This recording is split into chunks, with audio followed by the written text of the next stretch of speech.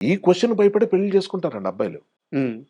"ఏరా అంతేనా మరి పరిస్థితి ఏం లేదా?" ఇలా మాట్లాడేవాళ్ళు ఉంటారు. ఫ్రెండ్స్ గాని, రిలేటివ్స్‌లో గాని రకరకాలుగా. అంటే ఫిజికల్ ఇనబిలిటీ ఏదో ఉంది అని ఒక లోకుగా చేసి మాట్లాడడం, వాడి మీద జోకులేయటం, కర్మగాలి అలాంటి సొసైటీలో ఉంటున్నాం మనం.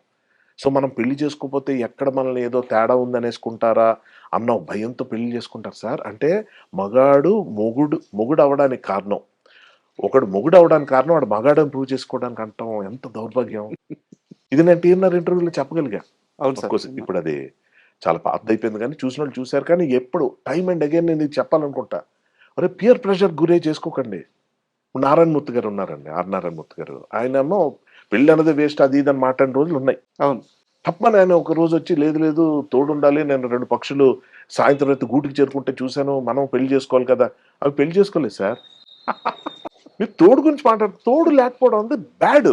హ్మ్. నేనిప్పుడు పెళ్ళికి వ్యతిరేకంగా నేను ఎవరికీ ఏ సలహా ఇవ్వననుకోండి అది వేరే విషయం. పెళ్లి చేసుకోకపోతే ఎంత బావుంటదో చెప్పే ప్రాసెస్‌లో నేను తోడుండాలని ప్రతిసారి చెప్తుంటా. యాక్చువల్‌గా మీరు చాలా ఇంటర్వ్యూలో పెళ్ళంటే ఇష్టం కూడా అని చెప్పారు. చెప్పాను. మీరు అంటే మీ పెళ్లి విషయంలో మీరిచ్చిన కాషన్ అంటే ఆ కాలు చాలా మందికి అర్థమైందో లేదో నాకు అర్థమైంది క్లియర్‌గా. మీరేమంటున్నారంటే పెళ్లి చేసుకోకూడదని లేదు. హ్మ్. బట్ ఒక అమ్మాయిని పెళ్లి చేసుకుంటే ఆ అమ్మాయి కోసం నేను ఏమైనా చేసేయాల. అప్పుడు అలా అనిపించే అమ్మాయి నా లైఫ్‌లోకి రావాలి. రావాలి. సో, ఇప్పుడు దాకా రాలేదు.